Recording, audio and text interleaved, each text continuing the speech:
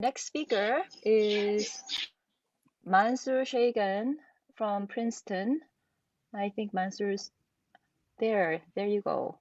Yes, I'm here, and I hope you Okay. can see. Yeah. We can see your slides, and I will give you 5-minute warning. Okay, good, thanks. So I would like to thank the organizers, not only for organizing this symposium, but rather putting it at such a strange time. I think it's the best way to get away our minds from checking the internet every 5 minutes to see what happened. So I hope we have a happy ending at the end of today. Anyhow, I'll be talking about some new data that we have in a new system in this aluminum arsenide, 2D electrons. And the data, most of the data that I'll speak about are in this new preprint that you see down here, and then another one that should show up, I guess, tomorrow. So let me just give you the summary of what we are seeing, and then I'll fill in the details. So this is our aluminum arsenide sample. It turns out it has multiple values, conduction band values. In particular, two values. I call them the blue and the red. What we do in the system, we start at a high density. So the values are degenerate. As we lower the density, we see a transition, a spontaneous transition to a valley polarized system. All of a sudden, all the electrons go into one of the valleys. And then in this region here, it's a paramagnet, so both spins are occupied. But if you keep going to lower densities, at some point, all the electrons now fully spin polarized. So the system goes to a fully spin and valley polarized state. So these are the main two messages here. And then on top here, I show you the state of this sample, if you wish, in terms of its conductivity. So it turns out in this region here, it's a metal. Then it becomes an insulator at low enough densities, and then eventually something that we interpret as a Wigner crystal. The sample has very large RS, so it's very interacting, and so all of the transitions are likely because of interaction. So if you follow this, then you have all the talk. So that's the same thing as I just told you. So let me just give you a little bit of background why these transitions have been holy grails for decades, almost 100 years in a 2D system or 3D system. If you have a 2D system, you could write the density as 1 over r squared, where r is the inter-electron spacing. These are fermions, so they have a finite Fermi energy, which means finite kinetic energy, and that goes as this 1 over r squared. But then there is a competing energy, that is the Coulomb interaction, and that goes as e squared over r, so we have a 1 over r energy. And if you find the ratio of these two energies, that goes as r, which means 1 over square root of density. So strangely enough, when the system becomes more and more dilute, it becomes more interacting. And that, again, has been a holy grail to see if interaction phenomena, what they do to it. So I'm trying to get this thing out of my way here. Yeah, okay. So the other part of this, of course, is that when you make it to the electron system or any system extremely dilute, you have to watch for disorder. And so you need a very clean electron system. So one has to do that. Now, why doesn't this go to the next one? Okay, good. Yeah, so that was very qualitative that I told you. Let me be a little bit more quantitative, what one now would expect in such systems. So it turns out Bloch many years ago predicted that if you go from a paramagnet or a spin unpolarized system, you lower the density enough. Hello? You lower the density enough, at some point you would get into a fully spin polarized system, a ferromagnet. And then if you keep pushing, going to even lower densities, eventually you get to the Wigner crystal, which was predicted a few years later by Wigner. So the parameter that determines this is Rs. Rs is the ratio of the Coulomb energy to the Fermi energy. And if you look at the Monte Carlo calculations done, for example, by this group, Rs, critical Rs for this transition is around 26. And then for the transition to a Wigner crystal is 35. This is all at zero magnetic field, and of course in an ideal to the electron system. I'm sure not everybody agrees with these parameters. I know some in the audience who would dispute it, but overall, qualitatively, this is perhaps what one would expect.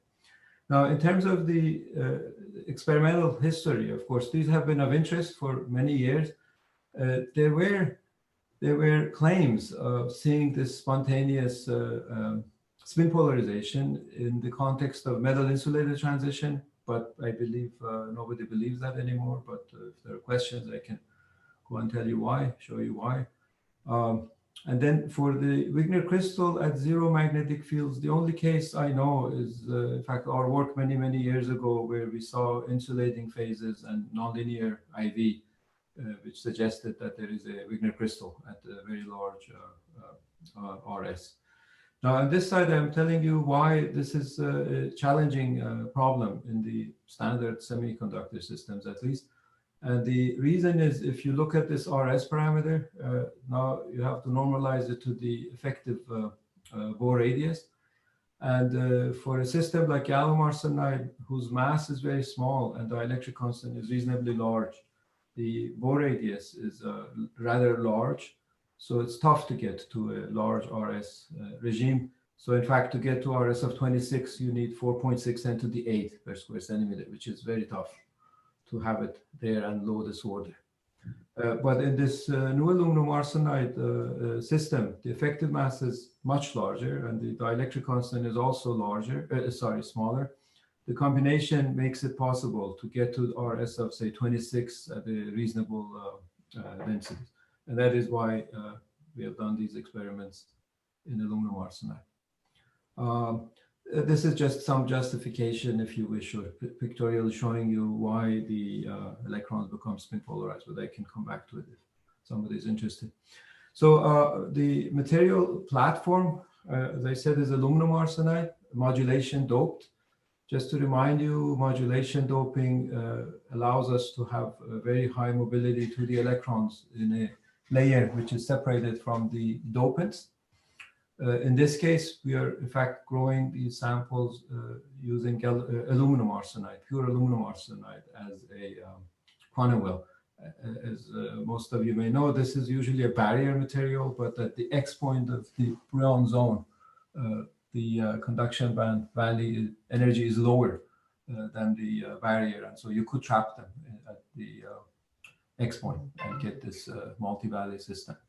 Now, past few years, we have concentrated, Lauren Pfeiffer in particular, has concentrated on purifying the aluminum in the MBE, as well as making the vacuum extremely good.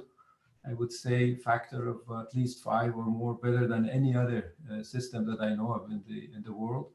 And the combination led to a couple of new world records, if you wish. For aluminum arsenide, it's 210 to the 6, so 2 million. Which is pretty high given the effective mass and how reactive aluminum is to say, oxygen or other impurities in the MBE. And in fact, there is a new world record for absolute value mobility, higher than any material in the world. That is 44 million. And these are in this very recent preprint that you could have a look at. Just to give you a feeling, the residual impurities that are essentially incorporated as one is growing the sample are now reduced to around 1 part per 10 to the 10. And the material is growing layer by layer. So it is quite pure. So going to aluminum arsenide, as I mentioned, the conduction band values, there are 6 of them at the edges of the Brillouin zone. but they spill over to the second zone. So they are essentially 6 half valleys or 3 full valleys. And I refer to them as blue, red, and green, or like 100, 010, or 001. The effective mass of these in the valleys is large. It's like silicon. So there's a longitudinal mass of 1 and transverse 0.2. So the relevant effective mass for our studies is around 0.46. Dielectric constant also is smaller than gallium arsenide. And that is why the RS, which is proportional to mass and inversely proportional to kappa, we can attain very large values for low densities and keep the quality high. And of course, we get the extra perks that it is an anisotropic system with the mass ratio of 5 and it's multi-value. Now,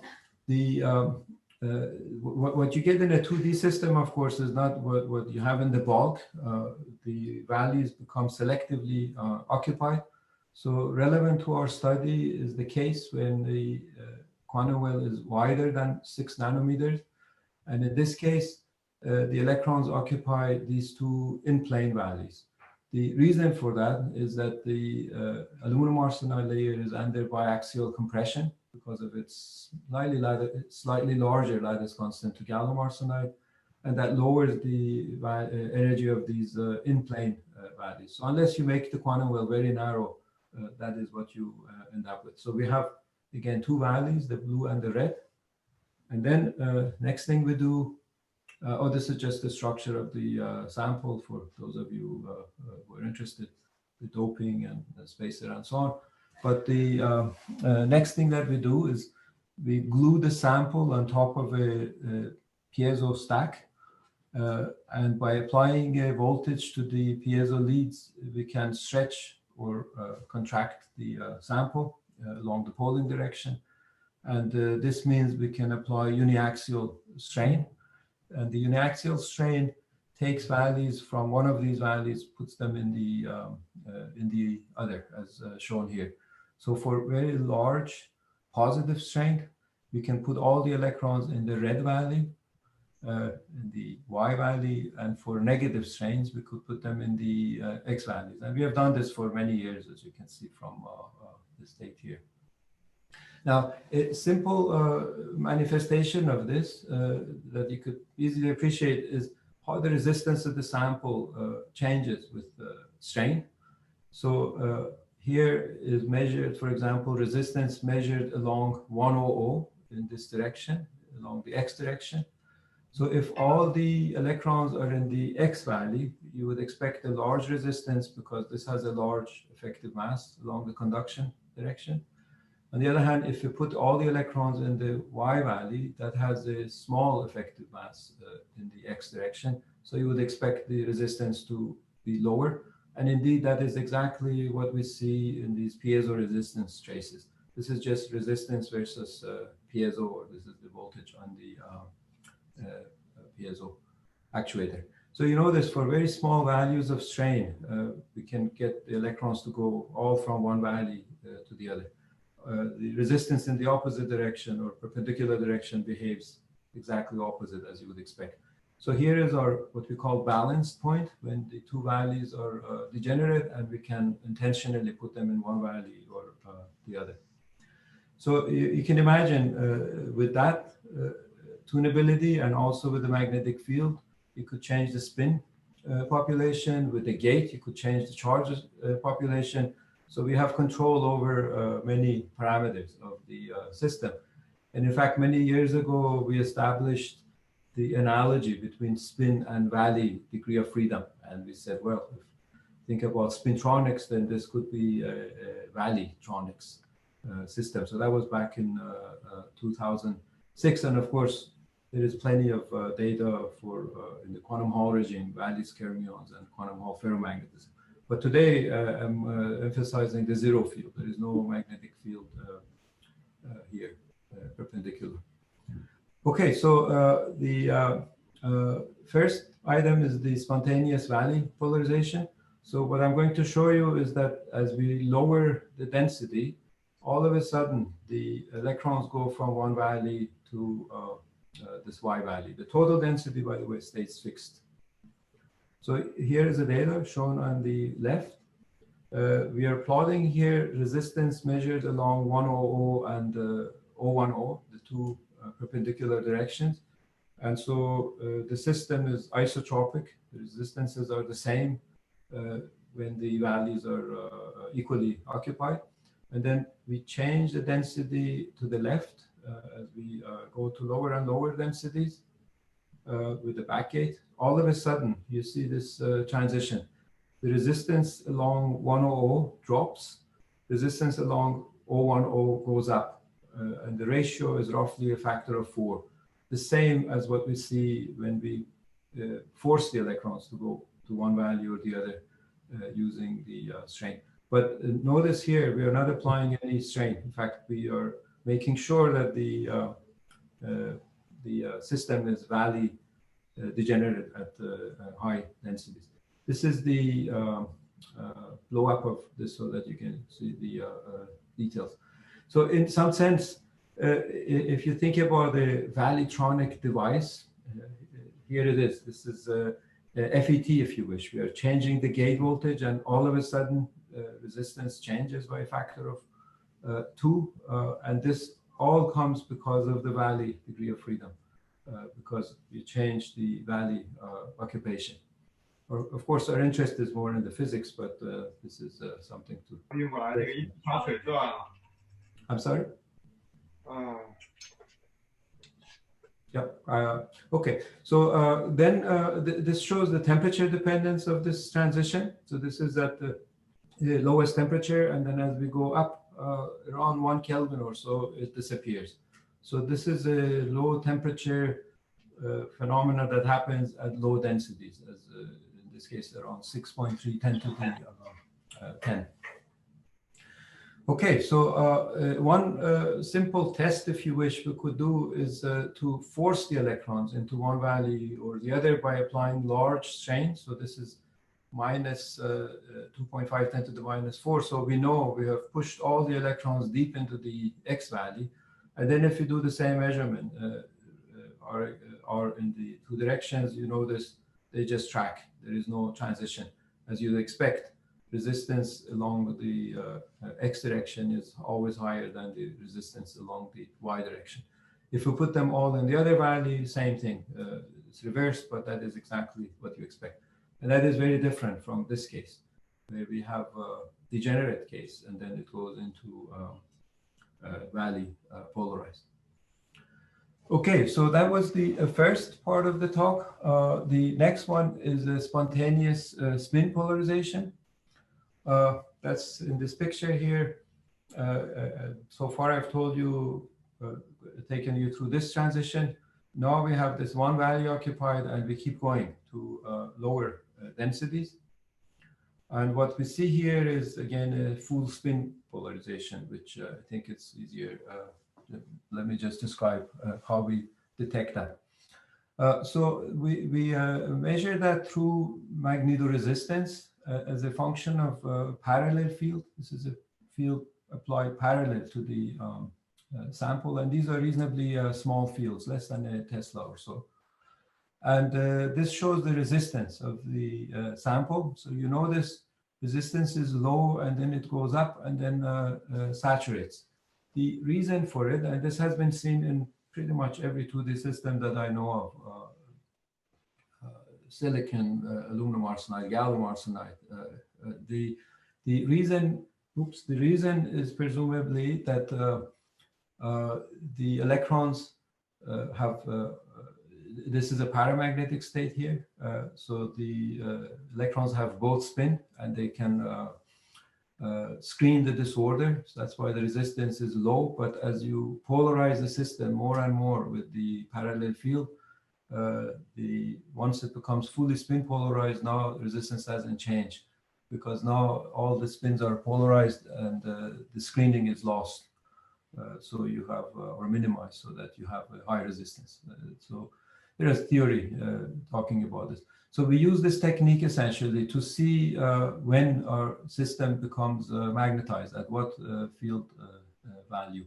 So it turns out, in fact, you could use this to measure spin susceptibility. If you assume that the spin susceptibility is linearly changing with the magnetic field, you can get the spin susceptibility as the density divided by this magnetization field. So you can look at the data here. In our measurements, of course, we don't depend on that linearity because our interest is just seeing when it's spin polarized. So here is the data. This is resistance versus parallel field. So this is reasonably high density. So it's below the valley transition density, but it is still reasonably high, 4×10⁻⁻⁻. And you see the data I was just showing you, the resistance goes up and then saturates. Then we go to a lower density, lower and lower. Now here you see some hysteresis, and then all of a sudden, when we change the density by another 5%, this whole feature is gone. Resistance becomes completely independent of magnetic field, and that persists as you go to lower densities. So a simple interpretation of this is that magnetization field, V sub m, has vanished, meaning you don't need any more field to magnetize the system. You have hit the spontaneous spin polarization limit. If you plot that field Bm as a function of density, you can see it here. It comes down rather sharply here, and then below this 2×10⁻⁻⁻, which corresponds to a RS of around 34, 35. It becomes spin polarized. And here, if you'd like to get a measure of spin susceptibility, you have this behavior. This is actually coming out, this paper, in Proceedings of the National Academy of Sciences, I guess, soon. Okay, so near that transition, there is some hysteresis. You can see, for example, at 2×10⁻⁻⁻ or 2.1. If you go far above the transition, well, not actually very far, 2.5×10⁻⁻, there is no more hysteresis. I should have mentioned it here. You know this here. There is hysteresis in the parallel field. This is some data as a function of perpendicular field. Again, small perpendicular field showing quantum Hall effect. This is RXX. This is RXY. So you can see quantum Hall plateaus even. And again, the point here is that near this spin transition, spin polarization transition, there is clear hysteresis in the ρxx and RXX and RXY data. Again, suggestive that there could be a magnetic phase transition involving domains. Mansour, So you have 5 minutes. 5 minutes total? Yeah. To finish? Yeah. Wow. How did that happen? Okay. I think you took some of my time away from the last talks. Okay. Yeah, I'll try to finish. So the one question here is, I mentioned to you, so here is the spin transition. It turns out as this is happening, the system actually goes from a metallic to shows a metallic to insulating behavior. And that is shown in this data here. This is resistance as a function of temperature for various densities. And what we have is at high densities, including where the valley polarization transition occurs, the system is so-called metallic. The resistance comes down as you go to lower temperatures. But at low densities, it becomes insulating. The density that separates these two behaviors is around 3.2×10⁻⁻⁻. And that 2×10⁻⁻⁻, where we see the spin polarization, the system is in this insulating phase. There is, of course, a big amount of literature on this metal insulated transition. And in fact, there were claims that the spin susceptibility diverges at the metal insulated transition. Again, I don't think that's believable anymore. And you can see here an example where the metal insulated transition occurs here, but the spin polarization is happening at a lower density. Just to show you that in this range where we are seeing these transitions, the system definitely shows signs of interaction. I'm showing you now some quantum Hall data up to higher fields. And you notice there is 1/3 fractional quantum Hall effect as well as plateau here. And in fact, we see this fractional quantum Hall effect at RS as large as 45. In other words, this density here, RS at zero field, is extremely large, and yet we can see a fractional quantum Hall effect. So this means that interaction is prevalent. So to summarize the observations that I have told you so far, it seems that a multi-component system, with Valley and spin degree of freedom, as you make it more and more dilute, eventually it goes into a single component where the spin and the values are polarized, and that the Valley transition happens in this system when it's metallic, but the spin transition when it's insulating. I haven't told you much about the interpretation. I'm going to actually leave it to you. The one obvious question is, are these block transitions? The Valley transition is in a metallic range, so it's tempting to link it to the block transition. But of course, blocks and Stoner's predictions are for spin, and our system is very different. We're talking about the Valley transition. So maybe there are nomadic phases because of the values are anisotropic. The spin transition, again, perhaps we could link it to this, but it happens in the insulating regime. So again, it's not obvious whether it's related. But what is clear is that they are both dominated by interaction. Of course, one obvious question is, why does Valley polarization transition come first before the spin polarization? So one little section here left. If you push the system to very low densities, now here is below 1.7 or so 10 to the 10, then you see signatures of what we could say is a Wigner crystal, a pinned Wigner crystal.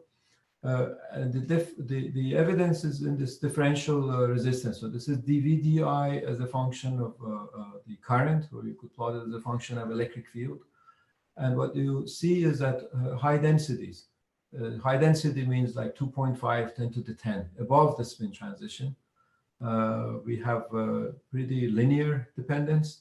But then when you hit around 1.7, 10 to the 10, it's very pronounced. There's a very pronounced nonlinear effect, which in many systems, like at high fields or at low field, these have been associated with the system becoming a pinned Wigner crystal at these very low densities and low temperatures. And so that's why it shows a nonlinear. So in that corner, there is a chance of the system being Wigner crystal. The temperature dependence also, by the way, if you raise the temperature, these nonlinearities disappear in a rather dramatic fashion. It becomes linear above some temperature of the order of a Kelvin. So that's what you would expect and see in this very corner. Okay, so I'm gonna maybe stop here for a second. So how much time do I have? We have now, we are now into discussion period. We were hoping, I think the organizers were hoping to have 10-minute discussion. Yeah, okay. So let me stop here and see if people have any questions. And then if not, maybe I could continue for a couple of minutes to tell you about something else. Is that okay? Yeah, so Leonid was first. Sure. And other, the rest of the participants, please raise your blue hand. Then I'll try to call on you. Yeah, thank you. Very quick question. Did you measure magnetic susceptibility in the Wigner solid regime? So the question is whether you still have ferromagnetic polarization going into Wigner, or it becomes depolarized magnetically. Right, a good question. I think experimentally we can't prove it, but the fact is that once we get into the, let me go back here. So remember this evidence that we have that as we lower the density, all of a sudden this magnetoresistance traces become flat. So here is the spin polarization that we are deducing. So the Wigner crystal, for example, at 1.610 to the 10 or 1.310 to the 10, that's in the Wigner crystal regime. So we don't see any evidence that the resistance changes as a function of parallel field. So in that sense, our data is consistent with the system being a fully spin polarized Wigner crystal, which is perhaps what most people would expect if it's a triangular Wigner crystal, particularly. Okay, thank you. Next question is Phi, and then after that will be Shahal. Hello. So for the very polarized part, do you see hysteresis when you strain the sample, just like a ferromagnet? No, very little hysteresis. I don't know why, but there is very little hysteresis. Okay, but I see. Because it looks like, you know, the very polarization kicks in, right? When you lower the temperature, then I feel like you probably will have pretty, you know, robust or hysteresis in the very polarization when you strain the sample. But you don't see that at all. I wouldn't say at all. I mean, if you look at the data, and that is in the preprint that is coming out tomorrow, there is some hysteresis, but nothing noticeable, not as much as. Okay, got it. Next question is Shahal. Hi, thanks for this great talk. I have actually two questions. The first related to the previous one, which is in the valley polarization, wouldn't you expect, because of Coulomb interaction, to create domains of different valleys? And then, if so, why would you measure differences in the resistance if it's broken into domains? So that's my first question. And second question is, in general, what do you expect the effect of disorder to be here? Because in the case of gallium arsenide holes, which is kind of similar in terms of mass and RSs that were achieved, in these kind of low densities, at the end it was found that it was dominated a lot by disorder. So can you exclude disorder in these experiments? Right. So first, the question was, if I understood, why don't we see domains? I'm not sure what you mean. I mean, so if there is a transition to a valley polarized system, remember that, in fact, one reason we can tell that there is this transition is because the valleys have very different effective masses for a given direction. So if there is indeed a transition from this situation to this situation, then I would expect that the resistance then jumps in one direction or the other, you know, depending on which direction you're looking at, and then remains fixed. So I'm not sure what you mean. If this is the result that you get after the spin polarization, then this direction completely spontaneous? You repeat the experiment 10 times, you get different directions? No, we get the same direction. No, every time we get the same direction. In fact, that's another puzzle. Why is it that they prefer the Y valley? We don't know. And we have repeated this experiment on another sample from a different wafer. In fact, the quantum well is slightly different well width. And what we see is very similar. The critical density is slightly different, maybe by a few percent, but the phenomena is the same. And there too, it prefers the Y valley. And again, I don't know. Yeah, I should have mentioned it. That's a good puzzle. Why? Is that because of some residual strain in the sample? It could be. Yes, it could be, because these are, again, glued on this piezo. And when you cool the sample, in fact, we get some residual built-in strain, which we can cancel by applying some piezo voltage. So we do that very carefully to make sure that the sample has as little strain as possible. But we can never make it perfectly uniaxial, if you wish, you know, because uniaxial has a very clear definition. So we cannot rule out that there is some strain that causes this, but why in both cases favors the Y value? No, I don't know. The other question was disorder. I'm sure disorder plays some role, but what I was trying to convince you is that even at these very low densities, we are around 110 to the 10, and we see signs of fractional quantum Hall effect. So to me, that says interaction is still prevalent. It's still playing a role.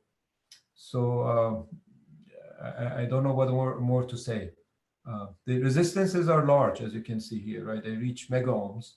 So this is not very low disorder, if you wish, but it's low enough that it shows at least the fractional quantum Hall effect.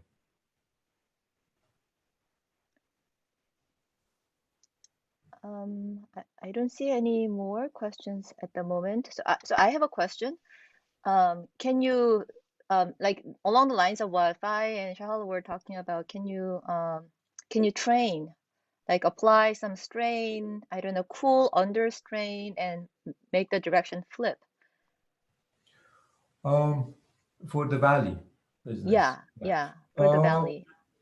Possibly. Again, I don't know. We have tried twice, or we have two samples, as I mentioned, and in both of them, the transition happens near the same density, and it's the Y value. And then that cool down, yeah, it's very reproducible. I mean, it's always going like this.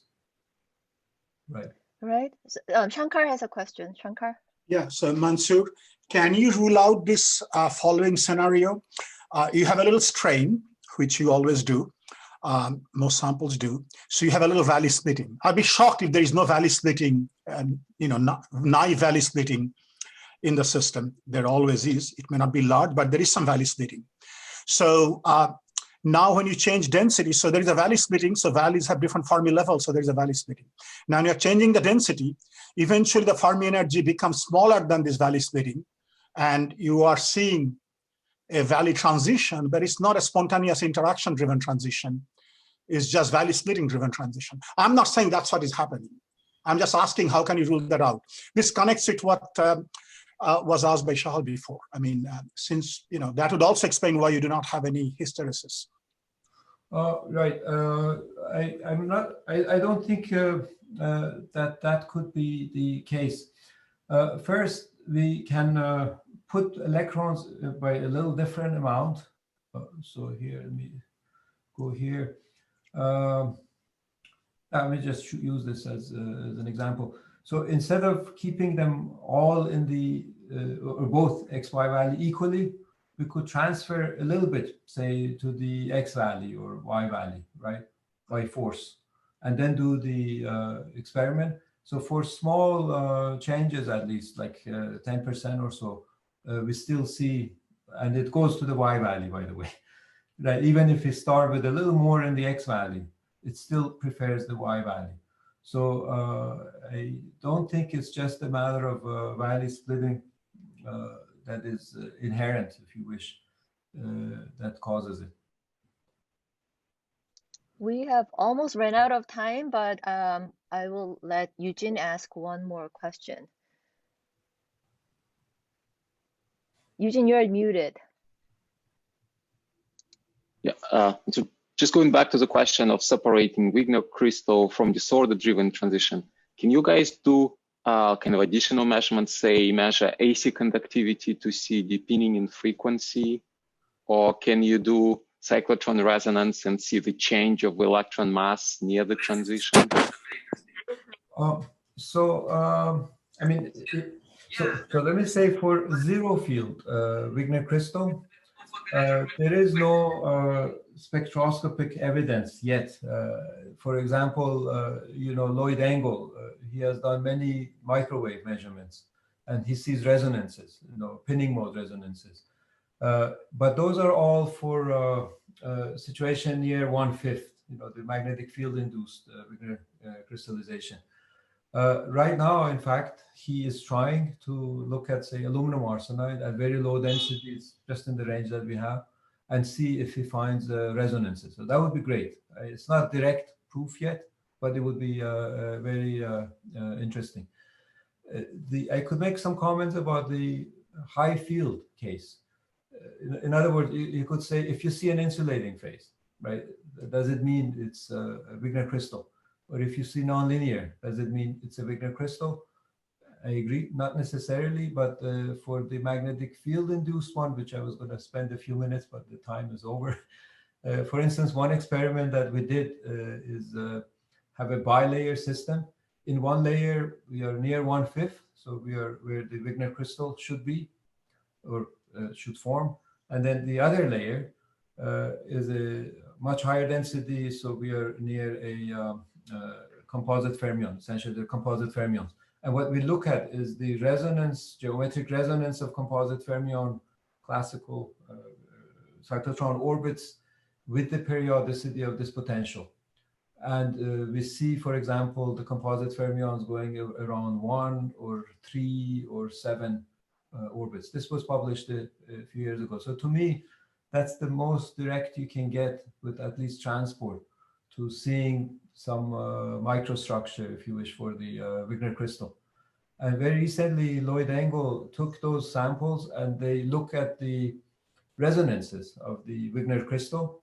And what they find is that those resonances actually affect, or the fractional quantum Hall states of these guys, this higher density affects the resonance frequency of the Wigner crystal in a reasonable way. You know, that's what you would expect. So again, all of this is, I would say, indirect, but I think at least in the high field case, there is good reason to believe that these are Wigner crystals. I'm sorry, before I quit, let me show you this because it's important, and then I wanted to show you. Oops. Yeah, sorry, to make sure I give acknowledgement to all the people who have made this possible, the graduate students who do 99.9% of the work. Actually, I shouldn't say that. The Lauren Pfeiffer and his engineers, they are responsible for samples, plus Edwin Chung, who is also doing MBE. And without those samples, it's impossible to do an experiment. And in particular, Shafayat Hussain and Kevin and Mongmo, whose data I was going to talk about, but there's not enough time. So we are really out of time. Okay.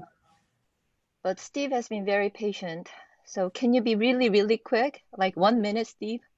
Yeah, I just wanted to make a comment back on the pneumaticity. It looks much more like a ferromagnet in a small field, which a strain would be. Remember that he sees also not only a sharp transition as a function of density, but also a fairly sharp transition as a function of temperature. And I think that's very hard to get if it was just a single particle effect. That was less than a minute. Yeah, it was. All right. So on that note, let's yeah, thank that picture. Yeah, that's right. Yeah, the fact that this changes with temperature very quickly rather than finite temperature disappears. Right. I imagine. I mean, Shankar could argue that, well, if you go to high temperature, you broaden the Fermi function, and so you do, but it doesn't give a transition. Yeah, I agree. Yeah, it's not right. Yeah. Thanks. Right. Yeah. So on that note, I think we have to move on. Thank you, Mansour. It was a thank you. Yeah, very clear. Thank you, Mansour. Yes, Yeah, thank you. Thank you.